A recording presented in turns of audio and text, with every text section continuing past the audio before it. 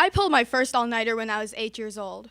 I always had faith in mythical creatures, so every time your headlights shone in my window, I still believed you existed.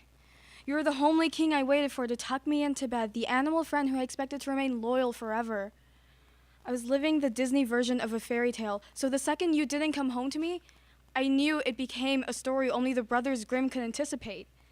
It became dark and the clock struck 12, and I sent myself into childish panic, envisioning monsters and sword fights, because there's no other reason you wouldn't come home to me, right?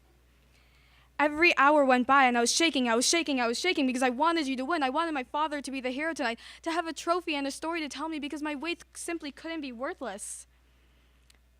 But the heroes are always more glorified in the songs and the stories that are made after them. You aren't a valiant knight in shining armor, and you certainly aren't mine. You are a coward and you are a liar, and it took days for you to come home. And when you finally did, you had no trophies, no stories to tell, no excuses to give. You had left because you said you needed to, and the same fear that drove you away from home was the same fear that brought you back. You promised you would never leave again. You promised that your little princess was the most important thing in the world to you. And why wouldn't I believe you? You were the only father I had to compare you to. In my eyes, you were as good as they get. So with every violent outburst, with every shut door, with every slammed kitchen drawer meant to draw attention to the way you intended on dragging the names of this household through the bloodstained mud, you threatened to leave and keep your stories and your trophies to yourself. You threatened me with sleepless nights, waiting for you to come back home and tuck me back into bed.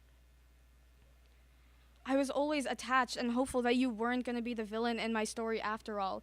So every time you left, I waited. I went through as many sleepless nights as I needed to because I knew that someday your face would be in my line of vision again by morning.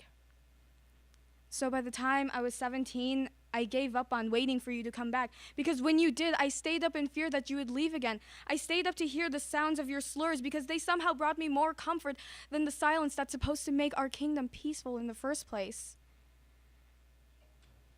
I had balls of lunesta that told me that you just simply weren't worth it.